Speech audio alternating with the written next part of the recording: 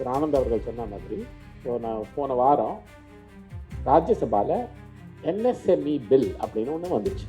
என்எஸ்எம்இனா என்ன? Micro small medium enterprises, சிறு தொழில். அதை பற்றி பேசுறதுக்காக நான் எழுதினேன். நான் என்ன பேசலான்னு இருந்தேன், இப்போ உங்கள் தமிழ்நாட்டில் எப்படி ஒரு இளைஞர் புரட்சி நடந்ததோ தேர்தல் 2026 தேர்தலில், ஜந்தர் மந்தரில் ஒரு இளைஞர் புரட்சி நடந்துச்சோ, இல்லை பங்கிப்பூர் பீகாரில் எப்படி ஒரு இளைஞர்கள் ஒரு மாற்றம் எடுத்துட்டு வந்திருக்காங்களோ, இது அடிப்படை எதிர்காலம். திரு எம்ஜிஆர் அவர்களை எக்ஸாம்பிளாக காமிச்சிருந்தீங்க சத்துணவு பற்றி பேசும்போது, at the starting of this conversation. அதே மாதிரி டூரிசம் பற்றி பேசும்போது நீங்கள் ஒரு விஷயம் சொன்னீங்க, சிஎம் இப்போ இருக்கக்கூடிய சிஎம் விஜயுடைய கரிஸ்மா அந்த அளவுக்கு இருக்குது, அவரே பிராண்ட் அம்பாசிடராகவும் இருக்கலாம். ஸோ நீங்கள் சொல்ல வர்றது நான் எப்படி புரிஞ்சுக்கலாம், லைக் முதல்வர் விஜய் எம்ஜிஆருடைய பாதையில் போகிறார் அப்படின்னு சொல்ல வரீங்களா, இல்லை எம்ஜிஆர் அளவுக்கு விஜய்க்கு கரிஷ்மா இருக்குது அப்படிங்கிறதையும் நீங்கள் சொல்ல வரீங்க? அது ரெண்டும் உண்மை. ஆனால் நான் பொருளாதாரம் தான் சொன்னேன்பா. ஸோ இது இதெல்லாம் ஃபேக்ட்ஸ் தானே. கரிஷ்மா இருக்கா இல்லையா? விசிலடிங்க, கரிஷ்மா இருக்குன்னா. Then one question of the bed sense, நான் மார்க்கெட்டில் இருக்கிறதுனா நான் சொல்கிறேன். தமிழ்நாடுல ஒரு சீக்ரெட் மணி இருக்குது. தட் இஸ் நியர்லி 1.25 லட்சம் கோடி we own in one company, that's Titan. We own Titan. அது என்ன, அன்றைக்கி இருக்கிற ஒரு industry minister took shares instead taking money for land. So இந்த கவர்மெண்ட்டுக்கு is there because now we are talking ஒரு செமிகண்டக்டர் சிட்டி பில்ட் பண்ண போகிறோம். ஸோ தி இமீடியட் கொஸ்டின் 5 கோடி ரூபா தான் அந்த அதுக்கு வெறும் நீங்கள் 5 கோடி ரூபா தான் அலோகேட் பண்ணியிருக்கீங்கன்னு. ஸோ விச் கமிட்டியில் சொன்னால் we can go by public-private partnership by which we can take stakes in companies. In fact நம்ம டாடா எலக்ட்ரானிக்ஸ்க்கே நம்ம ஸ்டேக் எடுத்துருக்கலாம் அந்த கவர்மெண்ட்டுக்கு. Because Titan turned out very well for us. It's worth about 2 lakh crores. So what is your opinion on that? C அது இப்போ இங்கே அமேசானில் ஒரு சீரீஸே இருக்குது, மேட் இன் இந்தியா, டைட்டன் பற்றி. ஸோ அது ஒரு பெரிய சக்ஸஸ் ஸ்டோரி. அது கரெக்டாக நீங்கள் சொல்கிறது. அந்த காலத்தில் not many people know that தமிழ்நாட்டுக்கு the people of Tamil Nadu own 28% of Titan. ஆமாம் நிச்சயமாக. பட் அது ப்ரைவேட் செக்டருக்கு அதை ரன் பண்ணுறதுக்கு சுதந்திரம் கொடுத்தோம். நம்ம இன்டர்ஃபியர் பண்ணாமல் அவங்க ப்ரொஃபஷ்னலாக நீங்கள் அதை எப்படி நடத்தணுமோ நடத்துங்க, ஆனால் லாபம் தமிழ்நாட்டு மக்களுக்கும் ஒரு பங்கு உண்டு அப்படின்னு நம்ம அந்த இது. ஸோ இது ரெண்டையுமே பார்க்கணும். வெறும் நம்ம லாபத்தோண்டி பார்க்கக்கூடாது, நம்ம பங்கு மட்டும் பார்க்கக்கூடாது. அது ஏன் அவ்வளோ பங்கு வந்துச்சு, ஏன் அவ்வளோ லாபம் வருதுன்னா ப்ரொஃபஷ்னலாக நடத்தினாங்க அதை. ஸோ அந்த ஒரு முக்கியம். போன 20 வருஷத்தில் அது நடக்கலை, அது எல்லாருக்கும் தெரியும். ஏன்னா அது ஸ்டேட் மிடிலிங் நிறைய இருந்தது. will this be a part of the committee or இது மாதிரி பல கம்பெனிகளுக்கு நம்ம இன்வெஸ்ட் பண்ணோம்னா ஜாப்ஸும் க்ரியேட் ஆகும். திரும்பி டைட்டன் நிறைய ஜாப் ஸ்கில்ஸ் க்ரியேட் பண்ணி ஹோசூரோட டெவலப்மெண்ட்டுக்கு it was a big anchor plant. So what you அதை பற்றி நீங்கள் என்ன நினைக்கிறீங்க? ஆல்ரெடி தமிழ்நாடு இந்தியாவிலேயே தொழிற்சாலை இண்டஸ்ட்ரீஸ்னு பார்த்தீங்கன்னா நம்பர் 1 ஆல்ரெடி. இது இதில் நான் அரசியலே பேச போதில்லை. எல்லா ஆட்சிகளும் கடந்த 15-20 ஆண்டுகளில் தமிழ்நாட்டுக்கு அந்த இண்டஸ்ட்ரியல் க்ரோத் ரொம்ப நல்லாவே இருந்திருக்கு. அதனால தான் இப்போது இங்கே ஸ்ரீபெரும்புதூரில் உலகத்தில் விற்கிற ஐஃபோன்ஸ் அதில் 30% இங்கே ஸ்ரீபெரும்புதூரில் நம்ம அசம்பிள் பண்ணுறோம், உலகத்திலே விற்கிற ஐஃபோன்ஸு. ஸோ அதெல்லாம் நல்லா தான் நடந்திருக்கு, ஒன்றும் பிரச்சனை இல்லை. நீங்கள் கேட்குற கேள்வி அது எப்படி நடந்துச்சு? அதுக்காக நிலம் கொடுத்தோம், அதுக்காக தண்ணி, எலக்ட்ரிசிட்டி, அவங்க வேலை பண்ணுற இவங்களுக்கு தொழில் ஒரு ஹாஸ்டல் கட்டி கொடுக்குறோம். அந்த செலவெல்லாம் அரசாங்கம் செஞ்சுது. நீங்கள் கேட்குறது ஒரு ஷேரும் எடுத்துகிட்டு இருக்கலாமா? ஏன்னா நம்ம ரெவென்யூ பற்றி பேசுறதுனால நம்ம ஏன் ரெவென்யூ அதில் என்ன எடுக்கலை? நம்ம டைட்டன் மாதிரி ஒரு மாடல் இருக்கும்போது why didn't we look the ஒரு அது இட்ஸ் ஜஸ்ட் அ தாட். இல்லை அது நிச்சயமாக நிச்சயமாக இதை கன்சிடர் பண்ணலாம். பட் என்ன அந்த சூழ்நிலை என்ன, அந்த ப்ரைவேட் கம்பெனியும் ஒத்துக்கணும். ஏன்னா அவங்க பணம் எல்லாம் அவங்க தான் போடுறாங்க. ஒரு தொழிற்சாலை ஆரம்பிக்கணும், அந்த ஐஃபோன் அசம்பிளி ஃபேக்ட்ரி ஆரம்பிக்கணும்னா அதுக்கு 5,000 கோடி 10,000 கோடி வேணும்னா அதெல்லாம் அவங்க போடுறாங்க. ஸோ அவங்களோட நெகோஷியேட் பண்ணி ஏதாவது நம்ம ஒரு ஷேர் வச்சு வாங்கியிருக்கலாமா அப்படின்ற கேள்வி, அது வாங்கியிருக்கலாம். அது என்ன நெகோசியேஷன்ஸ் எப்படி நடந்துச்சுன்னு தெரியாது. பட் நிச்சயமா இந்த சஜஷன் நீங்க கொடுக்கலாம். The other thing is electricity reforms எப்படி வரும்னு நினைக்கிறீங்க? மின்சாரம்ன்றது இப்போ அது ஒரு டச்சி சப்ஜெக்ட். அதுதான் நான் கேட்டேன். தமிழ்நாட்டில் மட்டும் இல்லை, எல்லா மாநிலத்திலையும் இது ஒரு பிரச்சனை தான். இது என்ன பிரச்சனைனா, விவசாயிகளுக்கு மின்சாரம் இலவசமாக கொடுக்க வேண்டும், அதில் மாற்று கருத்தே கிடையாது. அப்போ அந்த செலவு யார் ஏற்றுக்கொள்ள வேண்டும்? பணக்காரங்களா அரசாங்கமா? அதுதான் கேள்வி. விவசாயிகளுக்கு இலவசமாக கொடுக்க வேண்டும், ஏழை மக்களுக்கு இலவசமாக கொடுக்க வேண்டும், இலவசமோ இல்லை கம்மி விலையா. ஆனால் அந்த சப்சிடி யார் பொறுத்துக்க வேண்டும்? பணக்காரங்களா அரசாங்கமா? இப்போ அரசாங்கம் ஏற்றுக்கொள்ளுது. இல்லை, I think it's the other way round. ஏன்னா ஐ டெல் யூ ஏன் நான் அப்படி சொல்கிறேன்னா, ஒன் ஆஃப் தி ரீசன்ஸ் நம்ம ஊரில் எம்எஸ்எம்இ இண்டஸ்ட்ரி சஃபர் பண்ணி we are not able to do big exports. நம்ம ஊரில் cost of power is very high and also reliability of power is very poor. இதனால நம்ம சிறு தொழிற்சாலைகள் வந்து we are not able to compete with China and other countries. So unless நீங்கள் எலக்ட்ரிசிட்டியை reform பண்ணி அந்த சப்சிடியை வந்து ஸ்மால் இண்டஸ்ட்ரி மேலே லோட் பண்ணாமல் இருந்தீங்கன்னா தான் that small industry will breathe. நீங்கள் கூட பார்லிமெண்ட்டில் பேசியிருந்தீங்க எம்எஸ்எம்இயை பற்றி. ஸோ இஃப் எம்எஸ்எம்இ நிறைய ஜாப்ஸ் க்ரியேட் பண்ணோம்னா this is a big bottleneck. நீங்கள் மினிமம் ஸ்டாண்டர்ட் சார்ஜ் கட்டணும், அதுக்கப்புறம் பவருக்கு இவ்வளோ சார்ஜ் கட்டணும், பர் யூனிட்டுக்கு 12 ரூபா கொடுங்க 11 ரூபா கொடுங்கிறது வந்து is a big problem for the small industry. I am not talking நான் வந்து ஒரு பெரிய கார் ஃபேக்ட்ரிக்கோ இல்லாட்டா ஐடிசியோட ஃபேக்ட்ரிக்கோ சொல்லு. அவங்க வந்து உடனே என்ன பண்ணுவாங்கன்னா சோலார் பவர் இல்லாட்டா அது மாதிரி பவர் ஜெனரேஷனுக்கு போயிடுவாங்க. I am talking of the small mom and pop, அதாவது ரொம்ப அம்மா அப்பா பையன் ஒரு ஃபேமிலி நடத்துகிற பிஸ்னஸுக்கு நீங்கள் எலக்ட்ரிசிட்டி இவ்வளோ லோட் பண்ணிங்கன்னா அது கட்டுப்படி ஆகுமா? அதான் நான் கேட்டேன். அதாவது பட்ஜெட்டில் ஒரு அனௌன்ஸ்மெண்ட் வந்தது, எது?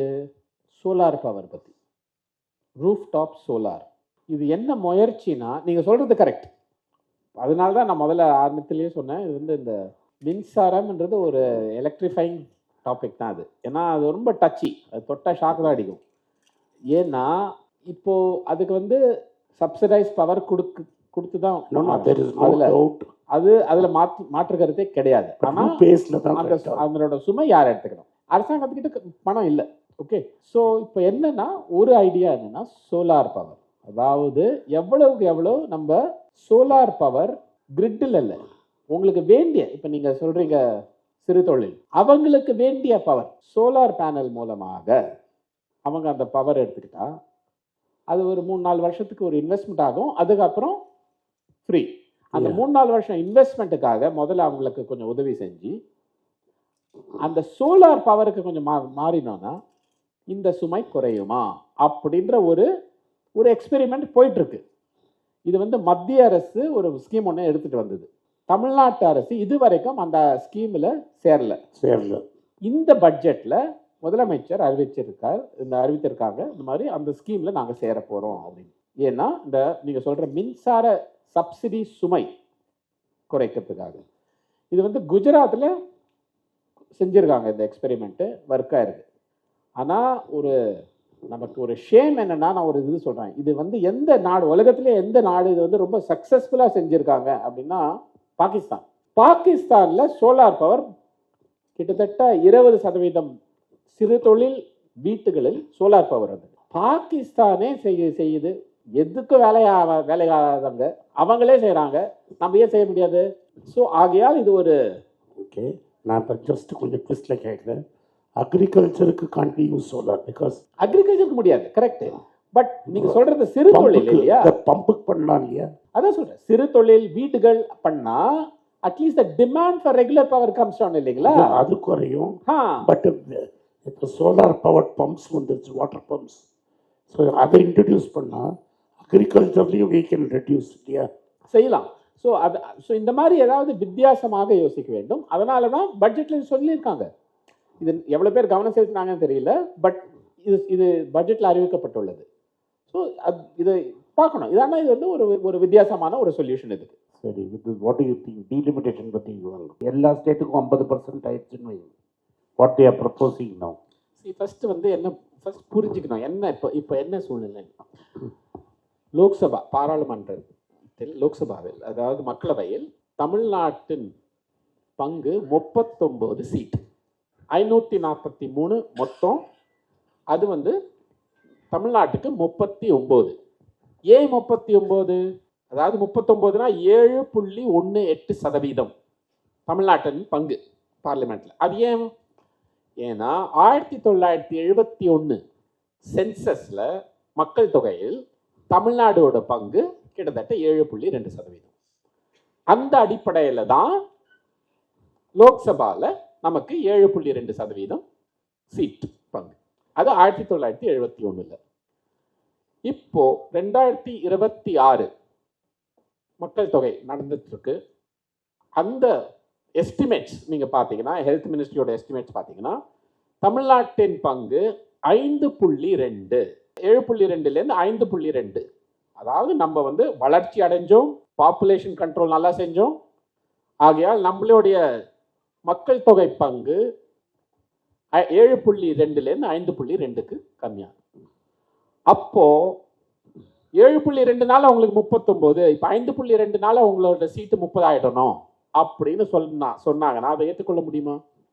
ஏப்பா, பாப்புலேஷன் கண்ட்ரோல் பண்ணோம், நல்லா வளர்ந்துருக்கோம், நாங்கள் தான் இந்தியாவிலேயே இண்டஸ்ட்ரியலைஸ் ஸ்டேட்ல நம்பர் 1. இது ஏன் பனிஷ்மெண்ட் கொடுக்குறீங்க? மற்ற மாநிலங்களை எங்ககிட்ட இருந்து கற்றுக்கணும். ஸோ இது நிச்சயமாக நாங்கள் ஒத்துக்கொள்ள முடியாது. ஸோ 30க்கு குறைய முடியாது. அதனால என்ன பண்ணுறாங்க, நம்ம கண்ணில் மண்ணு போடுறாங்க. என்னன்னா எல்லாருக்கும் நாங்கள் 50% அதிகமாக்கிறோம் அப்படின்றாங்க. ஸோ இப்போ நம்ம அதுக்கு நான் உதாரணம் தரேன். யூபியில் 80 சீட்டு, இப்போ நமக்கு 39. ஸோ இப்போ ஒரு வட மாநிலம் தென் மாநிலம்னு ஒரு மசோதா எடுத்துட்டு வந்தாங்கன்னா லோக்சபால, யூபிக்கு 41 குரல்கள் அதிகமா எதிர்ப்பாங்க. கரெக்டா? ஏன்னா அவங்களுக்கு 80, நம்ம 39, வித்தியாசம் 41. 41 people will oppose it. ஆமா, 41 people will oppose extra. Okay, இப்போ அதே 50% அதிகமாயிடுச்சுன்னு வச்சுக்கோங்க. நம்ம இந்த 39 வந்து 59 போகுது, அவங்களுக்கு 80 வந்து 120 போகுது. அப்போ அவங்களுக்கு எவ்வளவு அதிகமாயிடுச்சு? 61. ஸோ 41 பேர் எதிர்த்த மசோதா இப்போ 61 பேர் எதிர்த்து குரல் கொடுப்பாங்க. அது எப்படி நல்லது நமக்கு? யாரை ஏமாத்துறீங்க? 50% ஏத்திட்டேன், உங்க பங்கு அப்படியே இருக்கும். இது வந்து பங்கு மட்டும் முக்கியம் கிடையாது, அவங்களோட எதிர்ப்பு சக்தி மிக அதிகமாச்சா இல்லையா? ஏற்கனவே அதிகமா இருக்காங்க, அதை இன்னும் அதிகமாக்குறீங்களே, அது எப்படி நாங்கள் ஒத்துக்கொள்ள முடியும்? இது தமிழ்நாட்டு மேல் இது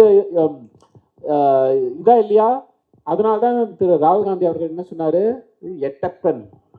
எட்டப்பனுக்கு சமம் அப்படின்னாரு, யார் இதை சப்போர்ட் பண்ணாலும். ஸோ இது வந்து இதை ரொம்ப கிளியரா புரிஞ்சுக்கணும். ஏன்னா கொஞ்சம் ஏமாத்த ட்ரை பண்றாங்க. இது அதனால எங்களோட கோரிக்கை என்ன? ஒன்றும் செய்யாதீங்க, இப்போ இருக்கிறதே போயிட்டு இருக்கு. 1971 மக்கள் தொகை அடிப்படையில் எவ்வளவு பங்கு இருக்கோ லோக்சபால 39, அதே இருக்கட்டும், அதே நீங்க கண்டினியூ பண்ணுங்க. அதுல 33% மகளிர் ஒதுக்கீடு செய்யுங்க, அதை நாங்க ஒத்துக்கிறோம். ஸோ இப்போ இந்த 39ல 13 மகளிருக்காக கொடுத்துருங்க, 26 மித்தவங்களுக்கு அப்படின்னு அதுதான் எங்களுடைய கோரிக்கை. இப்போ வந்து இன்னொரு ஃபியர் இருக்குது, என்ன மாதிரி ஆட்களுக்கு. நான் அதை படிச்சிருக்கேன், நீங்கள் என்ன நினைக்கிறீங்க கேட்கணும்.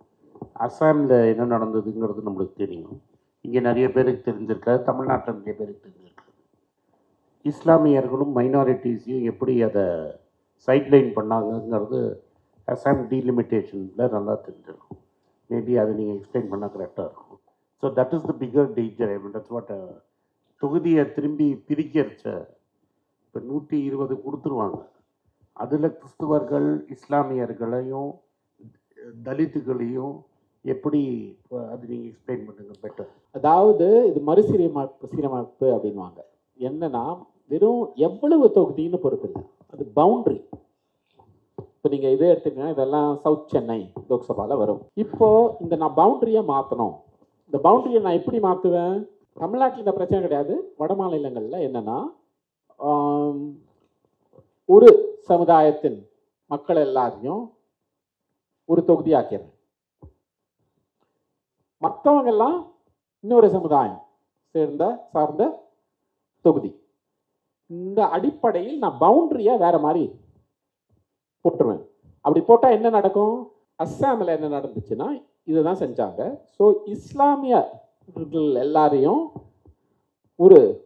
எல்லாரும் கிட்டத்தட்ட ஒரு 15, 20, 18 சீட், 22 சீட் அங்க அவங்களுக்கு மட்டும் அப்படி பவுண்டரி வரைஞ்சு அதை விட்டுட்டு மற்றதெல்லாம் வேற மாதிரி பவுண்டரி வரைஞ்சு. ஸோ ஆகையால் மத அடிப்படையில் ஓட் போடுற மாநிலங்கள் எல்லாமே ஒரு கட்சிக்கு மட்டும் இந்த 20, 22 போகும், மிச்சம் 70, 80 இன்னொரு கட்சிக்கு போகும் அப்படின்னு. இது வந்து அமெரிக்காவில் ஜெரிமேண்டரிங் அப்படின்னுவாங்க. ஸோ அதே தான் இந்த பவுண்டரியை மாற்ற முயற்சிக்கிறாங்க. ஸோ இது வந்து மொத்த எவ்வளோ சீட்டு நம்பர் மட்டும் கணக்கு இல்லை, ஆனால் இந்த பவுண்டரியை எப்படி மாற்றணும்? இந்த பவுண்டரி யாருனால மாற்ற முடியும்? டீலிமிட்டேஷன் கமிஷன் அப்படின்னு வைக்கணும். டீலிமிட்டேஷன் கமிஷன் எப்போ வைக்கலாம்? ஜனத்தொகை முடிஞ்சதுக்கு அப்புறம் தான் டீலிமிட்டேஷன் கமிஷன் கூட்ட முடியும். அதுதான் கான்ஸ்டிடியூஷனல் படி இது ரூல். ஸோ இதை செய்யறதுக்காக தான் இவ்வளவு தில்லுமுள்ளு.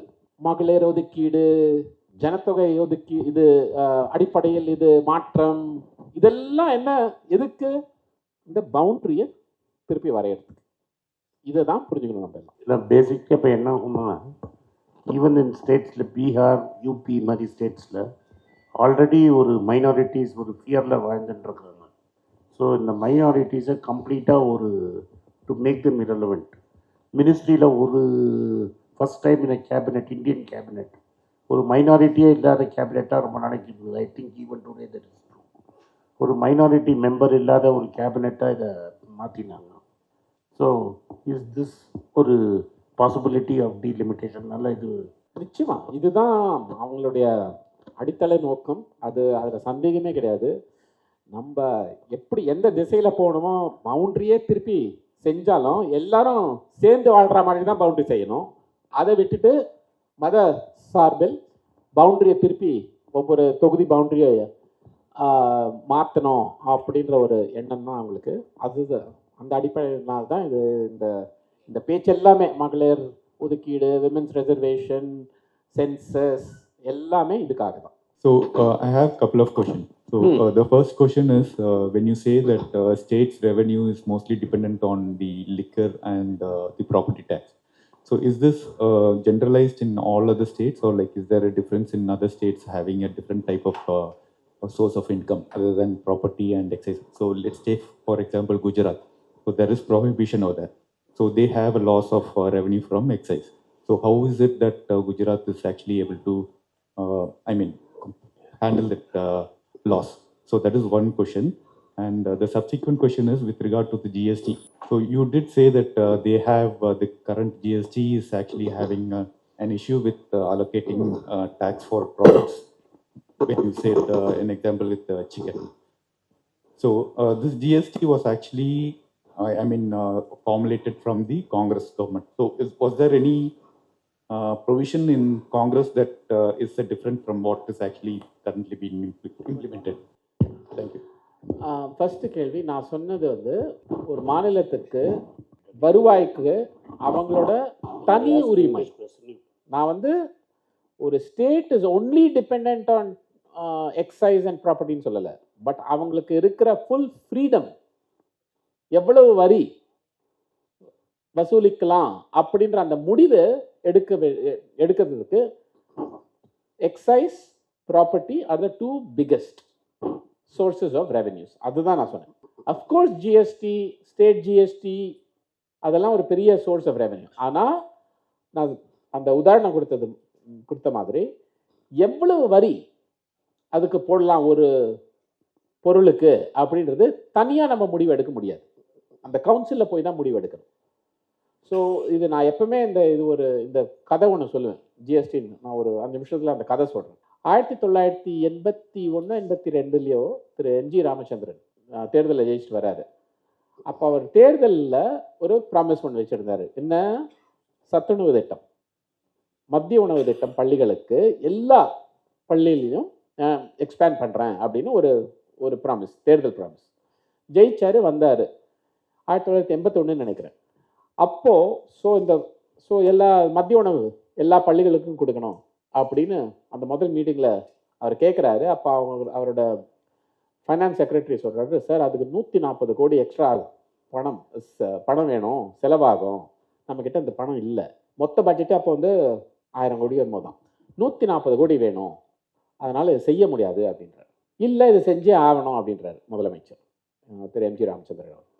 ஸோ என்ன செய்கிறாங்க, தமிழ்நாட்டில் விற்கப்படுற காரு, வாட்சு, இந்த பணக்காரங்க வாங்குற பொருளுக்கெல்லாம் வரி அதிகமாக்குறாங்க தமிழ்நாட்டுக்குள்ள மட்டும். ஸோ பணக்காரங்க வாங்குற பொருள்களை வரி அதிகமாக்கி அந்த வருவாயை இதற்கு யூஸ் பண்ணி மதிய உணவு திட்டம் எக்ஸ்பேண்ட் பண்ணுறாரு. அது அப்போ அவரால் செய்ய முடிஞ்சது. ஏன்? அந்த உரிமை இருந்தது.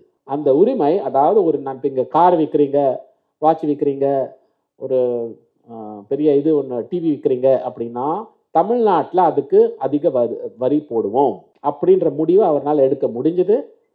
அந்த எக்ஸ்ட்ரா வருவாயை மதிய உணவு திட்டத்துக்காக பயன்படுத்தி, நம்ம எல்லாருக்குமே தெரியும் எவ்வளவு பெரிய சக்சஸ்ன்னு அது மதிய உணவு திட்டம். மத்திய அரசும் கடைசியில் அதே காப்பி பண்ணாங்க. ஜிஎஸ்டி இருந்தால் அவரால் செஞ்சிருக்க முடியாது. ஸோ அதனால தான் நம்ம எல்லாமே மத்திய உணவு திட்டத்துக்கு எவ்வளவு பட்ஜெட்டு அப்படின்னு தான் பார்க்குறோம். வருவாய் எங்கேருந்து வருதுன்னு பார்க்கறது இல்லை. அதனால நான் திருப்பி சொல்கிறேன், வருவாயை பார்க்கணும். ஸோ இப்படி செய்ய முடியாதுன்னா இப்போ ஒரு அரசாங்கத்துக்கு வருவாய் எங்கேருந்து வரும்? இப்போ இதை செய்ய முடியாது. இப்போ அதே எம்ஜி ராமச்சந்திரன் இப்போ ஜிஎஸ்டி இருந்துச்சுன்னா செஞ்சிருக்க முடியாது அவர்னால. ஸோ இந்த மாதிரி நான் எனக்கு எங்கள் மாநிலத்தில் இந்த செலவுக்கு எனக்கு இவ்வளவு வருவாய் அதிகமாக வேண்டும், அந்த வருவாய்க்காக நான் என்ன செய்ய முடியும் அப்படின்னு நீங்கள் பார்த்தீங்கன்னா அதில் எக்ஸைஸ் ப்ராப்பர்ட்டி தான் இப்போ இருக்குது. அதை தான் நான் சொன்னேன். ஸோ நான் வெறும் அது மட்டும்தான் இல்லை அப்படின்னு சொல்லலை, பட் உரிமை அடிப்படையில் நான் சொன்னேன். அதனால தான். ஸோ நீங்கள் குஜராத்தை பற்றி கேட்டீங்க. குஜராத் ஃபைனான்சஸ் ஒன்றும் ரொம்ப பெரிய பிரமாதமாகலாம் இல்லை. அவங்களும் இதே பிரச்சனை தான். ஒன்று, அவங்களது ப்ராப்பர்ட்டி டேக்ஸ் கொஞ்சம் அதிகமாக அவங்க வசூலிக்கிறாங்க மற்ற மாநிலங்களோட. ஸோ ஆகையால் அவங்க ஆனால் ஒரு பெரிய டிஃப்ரென்ஸ் என்னன்னா, அவங்க எல்லாமே கடந்த நமக்கு தமிழ்நாட்டின் சூழ்நிலை கடந்த ஒரு 10 ஆண்டு காலமாக தான் ரொம்ப மோசமாக போயிருக்கு. நான் ஏன் ஜிடிபியில் 8% வந்துட்டு இருந்த வருவாய் 5% ஆயிடுச்சு. வருவாய் இல்லை, அதனால கடன் சுமை அதிகமாச்சு. இந்த பிரச்சனை மற்ற மாநிலங்களுக்கு இல்லை. அப்படிதான் குஜராத்தை மேனேஜ் பண்றாங்க. GST. So it was actually GST. Okay, Congress versus Congress. Yeah. So see, GST நாங்க காங்கிரஸ் ஆட்சியில் டாக்டர் மன்மோகன் சிங் பிரதமராக இருந்தபோது கரெக்டாக நீங்கள் சொல்கிறது, ஜிஎஸ்டி நாங்கள் எடுத்துகிட்டு வரணும் அப்படின்னு முயற்சி செஞ்சோம். அப்போது தீவிரமாக எதிர்த்தது குஜராத்தின் சீஃப் மினிஸ்டர் திரு நரேந்திர மோடி அவர்கள். முடியவே முடியாதுன்னாரு. அப்புறம் அவர் பிரதமர் ஆகிட்டு அவர் ஜிஎஸ்டி எடுத்துகிட்டு வந்தார். நம்மளோட ஜிஎஸ்டி ஸ்ட்ரக்சர் நம்ம என்ன சொன்னோம், வெறும் 3 டேக்ஸ் தான் இருக்கும். வாட் இஸ் கால்ட் ஒரு flat tax, merit tax, demerit tax அப்படின்னு 3 டேக்ஸ் ரேட்ஸ் தான். சிம்பிளாக இருக்கட்டும். அப்போ தான் டேக்ஸ் ரேட் சிம்பிளாக இருந்தால் வருவாயும் அதிகமாகும்ன்ற டிசைன் நம்மளுது. ஆனால் இவங்க ஜிஎஸ்டி எடுத்துகிட்டு வந்தபோது, ஜிஎஸ்டி ஆனால் முதல்ல எப்போ எடுத்துகிட்டு வந்தாங்க, டிமானிட்டைசேஷன் அப்புறம் எடுத்துகிட்டு வந்தாங்க. டிமானிட்டைசேஷன் செஞ்சு 6 மாதத்தில் அதை மறைக்கணும் அப்படின்றதுக்காக ஒரு ஜிஎஸ்டி அனௌன்ஸ் பண்ணிட்டாங்க. நவம்பரில் டிமானிட்டைசேஷன் 2016, ஏப்ரல் 1ஆம் தேதி 2017 ஜிஎஸ்டி அனௌன்ஸ் பண்ணிட்டாங்க. ரெடியாகவே இல்லை நம்ம. அது ஃபர்ஸ்ட். வெறும் அதை மறைக்கிறதுக்காக, அதே தான் ஆஸ் யூஷுவல் ஹெட்லைன் மேனேஜ்மெண்ட், அதை செய்யறதுக்காக ஜிஎஸ்டி எடுத்துகிட்டு வந்துட்டாங்க. 2வது, ரொம்ப காம்ப்ளிகேட்டட் ஸ்ட்ரக்சர். ஸோ அதனோட விளைவு தான் நம்ம இன்னும் அனுபவிச்சுட்டு இருக்கோம். That is the difference. But states ரைட்ஸை பொறுத்த வரைக்கும் யூர் ரைட். எங்க ஜிஎஸ்டிலையும் சரி, அவங்க ஜிஎஸ்டிலையும் சரி, மாநிலங்களின் உரிமைகள் கம்மியாகி உள்ளது. அதில் இதுக்கு வேறுபாடுகள் இல்லை. There is also one more difference.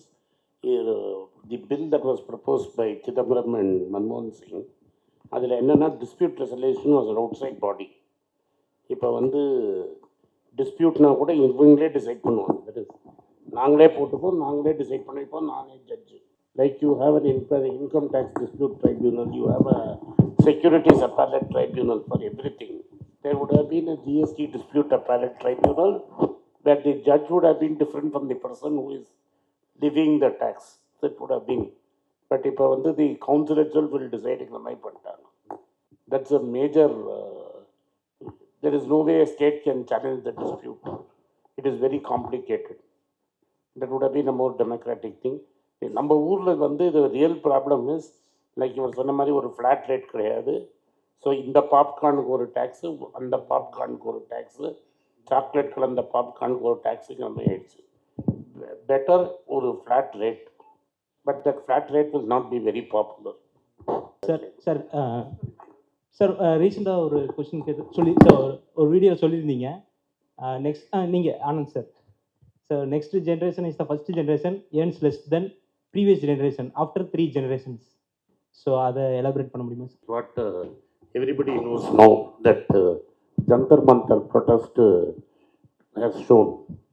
1950s இந்த அப்பர் கிளாஸில் இருந்தவங்க எல்லாருமே ஒரு கவர்மெண்ட் ஜாப், ஒரு பென்ஷனபிள் ஜாபுக்கு போயிட்டாங்க. படித்தவங்களே ரொம்ப கம்மி, ஈஸியாக வந்து ஒரு கவர்மெண்ட் ஜாப் கிடச்சிருச்சு. 10ஆம் கிளாஸ் படித்தா கூட ஒரு கவர்மெண்ட் ஜாப் கிடச்சிருச்சு. ஒரு டீச்சரோ இல்லை ஒரு ஃபோன் ஆஃபீஸ்லேயோ எங்கேயாவது ஒரு இடத்துல ஒரு கவர்மெண்ட் ஜாப் ஆயிடுச்சு. ஒன்ஸ் அவங்க கவர்மெண்ட் ஜாபில் போனோன்னு அவங்க பசங்கள்லாம் வந்து சாஃப்ட்வேர் இன்ஜினியர்ஸ் ஆகிட்டாங்க. By the time 91 came, the public sector people had pension. They could put அவங்க பசங்களை கரெக்டாக ஸ்கூலு காலேஜுக்கெலாம் அனுப்பிச்சு, and number of colleges opened up and they became engineers. What they, then there was a big boom after 91. They prospered. So for 2 generations, people, you made more money than your father's generation.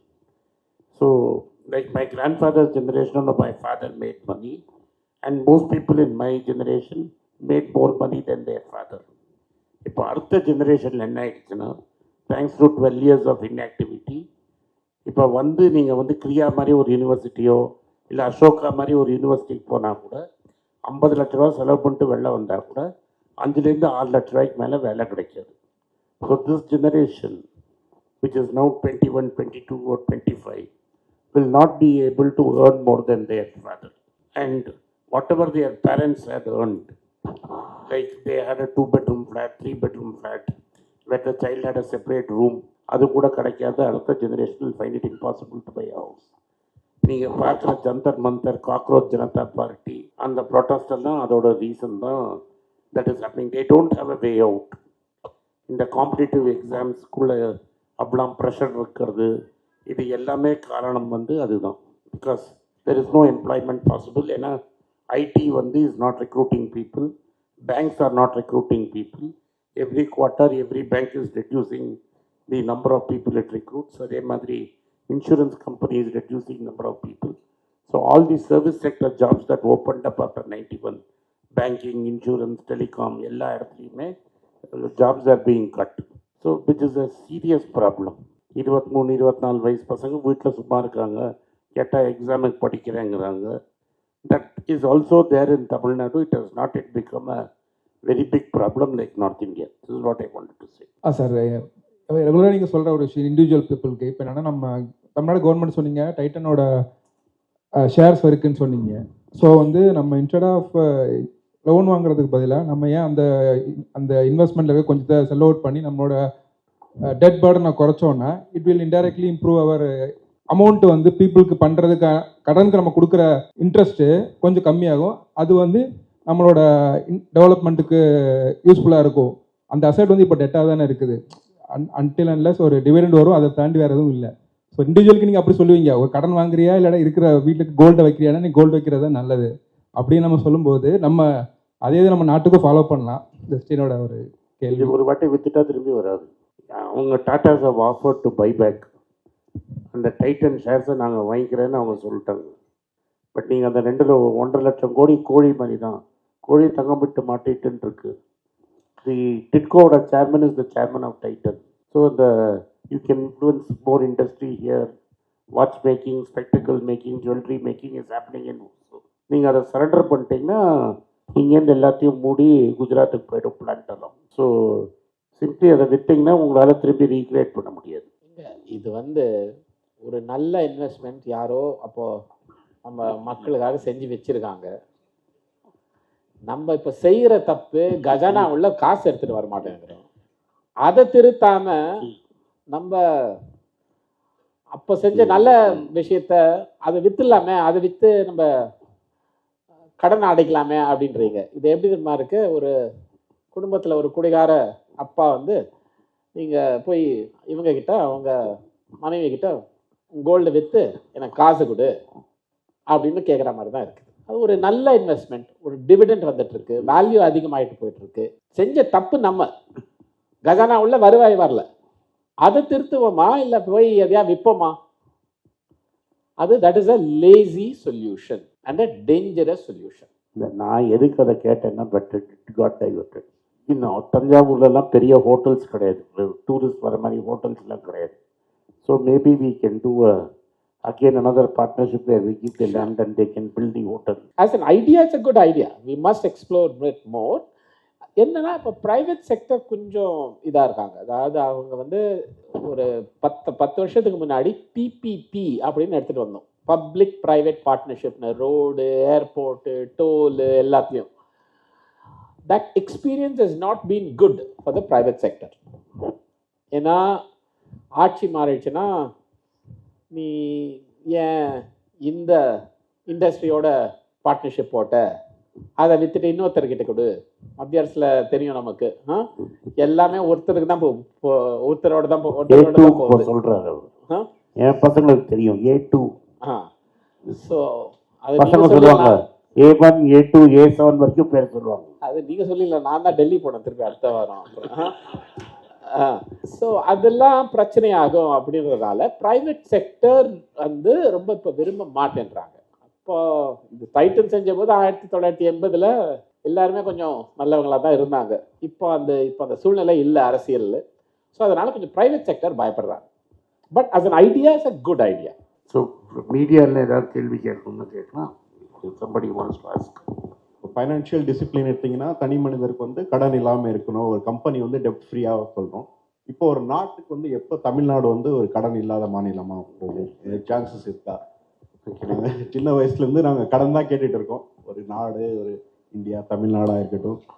See, there's a difference. இது ஒரு வீடு, குடும்பமோட financial சுச்சுவேஷனும் ஒரு நாட்டு இல்லை ஒரு மாநிலத்தின் financial சுச்சுவேஷனும் ஒப்பிட்டு பார்க்க முடியாது. ஆக்சுவலாக என்ன கேட்டிங்கன்னா, some dead is good.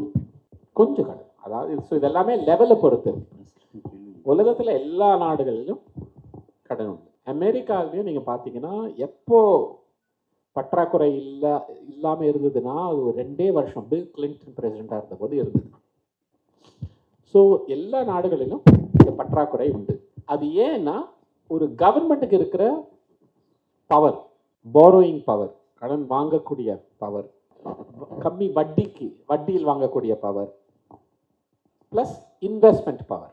So நீங்கள் எல்லாமே ஃபைனான்ஸு. ஸோ சும்மா எளிமையாக சொல்லணும்னா 5% கடன் வாங்கி அதை இன்வெஸ்ட் பண்ணி அதில் 10%, 12% ரிட்டர்ன் வருதுன்னா ஏன் வாங்கக்கூடாது? Governments have that power all over. So அதனால தான் கவர்மெண்ட்டும் குடும்ப ஃபைனான்சஸும் ஒன்று கிடையாது. ஸோ அதனால தான் வேர்ல்டில் எல்லா நாடுகளிலும் டெட்டுன்னு இருக்கு. பட் லெவல் முக்கியம். இப்போ நம்ம 65% வெறும் வட்டியும் கட்டாய செலவுக்கே நம்ம போயிடுச்சுன்னா அப்போ எங்கே இன்வெஸ்ட் பண்ணுவோம்? மற்ற செலவுக்கு எங்கே பணமே இல்லை. ஸோ நம்மளோட லெவல் தான் பிரச்சனை, ஜீரோவும் நல்லது கிடையாது. 2 காரணம் இருக்குது. உங்களுக்கு புரியுற மாதிரி சொல்கிறேன். அவர் சொன்னது, உங்களுக்கு எவ்வளோ சம்பளம் வரும்னு உங்களுக்கு தெரியும். உங்களுக்கு சம்பளம் வந்த அப்புறம் தான் நீங்கள் செலவு பண்ணுறீங்க. If I become he becomes the finance minister, அவருக்கு செலவு தான் தெரியும். எவ்வளோ சம்பளத்துக்கு கொடுக்கணும், எவ்வளோ பென்ஷன் கொடுக்கணும், எவ்வளோ வட்டி கட்டணும், அது செலவு நிச்சயம், வருவாய் நிச்சயம் கிடையாது. நீங்கள் இப்போ உங்கள் வீட்டை நீங்கள் வந்திருக்கீங்கன்னா நீங்கள் பெட்ரோல் போட்டிருப்பீங்க, you are spend money coming here, you are paying a GST. இந்த ஹாலுக்கு நான் பேமெண்ட் பண்ணியிருக்கேன்னா I am paying GST. So I am helping the economy. நான் என்ன சொல்ல வரேன்னா, we cannot only estimate the revenue. I cannot இந்த ரெவன்யூ வரும்னு I cannot predict it. I can only estimate. அதை எஸ்டிமேட் தான் பண்ண முடியும். செலவு நிச்சயம், வரவு நிச்சயம் கிடையாது. அந்த gap I have to fill up by only borrowing. இது ஃபர்ஸ்ட்டு. ரெண்டாவது, the entire world's banking system, all the central banks of the world, உங்களோட ஸ்டேட் பேங்க் ஆஃப் இந்தியா எல்லாமே கவர்மெண்ட் கடன் வாங்குறது நிறுத்திட்டுனா கொலாப்ஸ் ஆகிடும். Because base of security itself is government debt. Government debt, US treasury is the global benchmark. Your dollar assets R held as US treasury. அதே மாதிரி உங்கள் பேங்க்கோட reserves எல்லாமே is not kept as cash, is kept as Indian government bonds. Nearly 18% of ஒரு bank deposits is kept as government bonds. They are forced to lend to the government so that the government can spend that money. Insurance company-ஓட minimum statutory requirement-ம் government bonds-ஆ இருக்குது, state government bonds-ஆகவும் இருக்குது. So if states stop borrowing across the world, your entire banking system, which started after 1950, will collapse. So we don't have a better system. Sir, இது பிரவீன் சாருக்கு. GST டிஸ்ட்ரிபியூஷனில் எனக்கு ஒரு doubt இருக்குது. இப்போ நம்ம ஸ்டேட்டுக்கு வந்து 4400 crores கொடுத்துருக்காங்க டிஸ்ட்ரிபியூட் பண்ணதில். உத்தரப்பிரதேஷ் மாதிரி ஸ்டேட்டுக்கெலாம் வந்து நார்த்தில் உத்தரப்பிரதேஷ் மாதிரி ஸ்டேட்டுக்கெலாம் 19,000 crores கொடுத்துருக்குறாங்க. இப்போ அங்கே வந்து லிட்ரஸி கம்மி. நம்மளுடைய ஸ்டேட்டில் வந்து இண்டஸ்ட்ரியல் டெவலப்மெண்ட்டு நல்லாவே இருக்குது. ப்ளஸ் நம்ம ஸ்டேட்டில் வந்து டெபிசிட்டு அதிகமாக இருக்கிறது சென்ட்ரல் கவர்மெண்ட்டுக்கும் தெரியும். இப்போ நம்மள மாதிரி ஸ்டேட்டை வந்து இன்னும் மோட்டிவேட் பண்ணுறதுக்கு ஏன் அவங்க வந்து நமக்கு வந்து ஜிஎஸ்டி அலோகேஷன் அதிகமாக கொடுக்கக்கூடாது?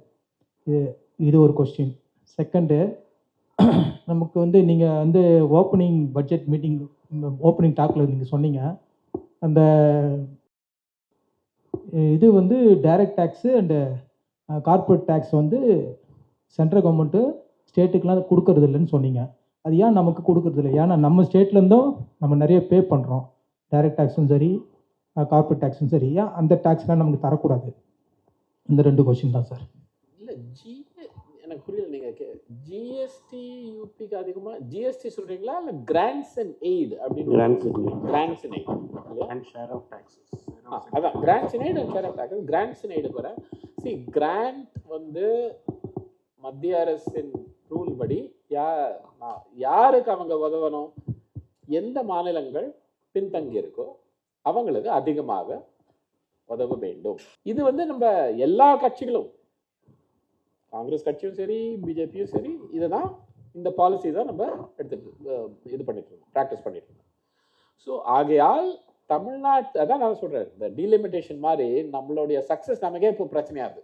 ஸோ நம்ம நல்ல இந்தியாவில் டாப் 2 டாப் 3 இருக்கோம் நம்ம பொருளாதார வளர்ச்சி இதில்.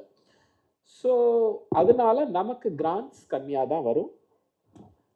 யூபி, ராஜஸ்தான், பீகார், மத்திய பிரதேஷுக்கு அதிகமாக தான் போகும். அதை மாற்ற முடியாது. நீங்கள் கேட்கறது வரியில் பங்கு. இப்போது வரி வந்து இப்போ இன்கம் டேக்ஸ், கார்பரேட் டேக்ஸ் வந்து மத்திய அரசு கலெக்ட் பண்ணுறாங்க, ஜிஎஸ்டியும் கலெக்ட் பண்ணுறாங்க, சென்ட்ரல் ஜிஎஸ்டி, சிஜிஎஸ்டி, இதெல்லாம் கலெக்ட் பண்ணி அந்த கஜானாவிலிருந்து, அவங்களுடைய கஜானாவிலிருந்து அவங்க 48% மத்திய அரசை வச்சுட்டு 52% மிச்ச எல்லா மாநிலங்களுக்கும் கொடுப்பாங்க. எந்த ரேஷியோவில் எல்லா மாநிலங்களுக்கும் டிஸ்ட்ரிபியூட் பண்ணுவாங்க? அது வந்து ஃபைனான்ஸ் கமிஷன் முடிவெடுக்கும்.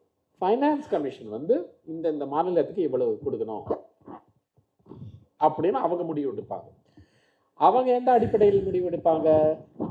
பாப்புலேஷன், பொருளாதார வளர்ச்சி. இப்போ லேட்டஸ்ட் ஃபைனான்ஸ் கமிஷன் வந்து என்வாயர்மெண்ட், அதுக்கப்புறம் எவ்வளவு தேவை வளர்ச்சிக்கு, இது கிட்டத்தட்ட ஒரு 12 பேராமீட்டர். அதை வச்சு ஒரு ஃபார்முலா எடுத்துட்டு வந்து அந்த ஃபார்முலா மூலமாக இதை டிஸ்ட்ரிபியூட் பண்ணலாம். ஸோ இதெல்லாம் ஒரு சயின்டிஃபிக்காக நடக்கிற ப்ராசஸ். இது நம்ம யாரும் எந்த ஆட்சியும் வந்து மாற்ற முடியாது. மூணாவது நீங்கள் கேட்ட கேள்வி, income tax, corporate tax, direct tax, அதை ஏன் அதாவது ஏன் மத்திய அரசு கொடுக்கணும்ன்றத கேள்வி வேற, அந்த வரி போட உரிமை ஏன் கொடுக்கக்கூடாது? உரிமை வேற, பணம், அந்த வரி பணம் வேற. ஏன் மாநிலங்களுக்கு அந்த உரிமை கொடுக்க கூடாது? அமெரிக்கால நீங்க பாத்தீங்கன்னா எல்லா மாநிலங்களுக்கும் அந்த உரிமை உண்டு. Income tax, corporate tax. மத்திய அரசும் இன்கம் டேக்ஸ், கார்பரேட் டேக்ஸ், மாநிலத்திலையும் இன்கம் டேக்ஸ், கார்பரேட் டேக்ஸ் போட உரிமை இருக்கு. அந்த உரிமை கொடுக்கணுமா, கொடுக்க கூடாதா? இது ஒரு பெரிய டிபேட்டு, எக்கனாமிக் சர்க்கிள்ஸ்ல இது ஒரு பெரிய டிபேட்டு. ஆனா சுதந்திரத்திலேருந்து நம்ம கான்ஸ்டிடியூஷன் படி நமக்கு இப்போ அந்த உரிமை கிடையாது. ஸோ 2 விஷயம். ஆஸ் மெம்பர் ஆஃப் பார்லிமெண்ட் நேற்று வந்து நிறைய பேருக்கு தமிழ்நாடு கவர்மெண்ட்லேருந்து வந்து அண்ணன் அம்பேத்கர் ஸ்கீமில் வந்து 300க்கும் மேலே இருக்கிறவங்களுக்கு யூகேல படிக்கிறதுக்கு ஸ்காலர்ஷிப் கவர்மெண்ட் கொடுத்துருக்கு. அவங்களுக்கு பல பேருக்கு விசா கிடைக்கிறதுல ப்ராப்ளமாக இருந்தது. நேற்று அவர் வந்து சார் வந்து யூகே டெப்டி ஹை கமிஷனரை பார்த்து அவங்களுக்கெல்லாம் நீங்கள் விசா கொடுக்கணும் அப்படின்னு ரிக்வெஸ்ட் பண்ணியிருக்காரு.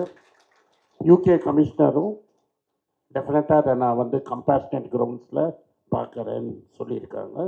ஸோ இவர் வந்து அந்த 315 பேரோட கொடுத்த ரெப்ரசன்டேஷனில் நேற்று யூகே மினிஸ்டரை பார்த்துருக்காரு. இன்னொரு விஷயம், நெக்ஸ்ட் வீக் பார்லிமெண்ட்டில் வரும். எஸ் ஜெய்சங்கர் சாருக்கு ஒரு நோட்டீஸ் கொடுத்துருக்காரு. பாவம், வேலையை செய்யாத கொஞ்சம் வேலை செய்ய வச்சுருக்காரு. இந்த ஃபிஷர்மேன் ப்ராப்ளம் ராமேஸ்வரம், கன்னியாகுமரியில் கான்ஸ்டண்ட்டாக நம்மளோட மிஷின்ஸை வந்து போட்ஸை வந்து ஸ்ரீலங்கன் நேவி எடுத்துகிட்டு போயிருக்காங்க. அதுக்கு என்ன தீர்வு காமிச்சிருங்கிறதுக்கு நேற்று ஜெய்சங்கர் சாருக்கு நோட்டீஸ் கொடுத்துருக்காங்க. ஆனால் எனக்கு தெரிஞ்ச ஜெய்சங்கர் என்ன பண்ணுவாருன்னு தெரியல. அட்லீஸ்ட் வந்து பதில் சொல்லுவாருன்னு நம்ம எதிர்பார்ப்போம். இந்த ஸ்கீம் முதல்ல அந்த ஸ்கீம் பற்றி சொன்னார், அண்ணல் அம்பேத்கர் ஸ்கீம் அப்படின்னு. கடந்த 5 ஆண்டு காலத்தில் இந்த ஸ்கீமுக்காக எஸ்சி பசங்க வெளிநாட்டில் போய் படிக்கிறதுக்காக, உயர்கல்விக்காக அவங்க அட்மிஷன் வாங்கிட்டு அவங்களுக்கு உதவி அரசாங்கம் கொடுக்கும். அதனோட ஸ்கீம் தான் இது, அண்ணல் அம்பேத்கர் ஸ்கீம். கடந்த 5 ஆண்டு காலத்தில் மொத்தமாக கிட்டத்தட்ட ஒரு 300 பேர் எஸ்சி பசங்க வெளிநாட்டில் போய் படித்தாங்க. இந்த வருஷம் மட்டும், இப்போ முதல்வர் அந்த பட்ஜெட்லையும் சொல்லியிருந்தாரு, இந்த வருஷம் மட்டும் 316 பசங்க யூகே யூனிவர்சிட்டிஸில் அட்மிஷன் வாங்கி ஒவ்வொருத்தருக்கும் 36 லட்சம் உதவி அரசாங்கம் கொடுத்து உங்களை படிக்க அனுப்புகிறோம்ன்றது தான் இந்த ஸ்கீம். ஆனால் என்ன ஆயிடுச்சு, இந்த 316 பசங்களுக்கு விசா கிடைக்கல.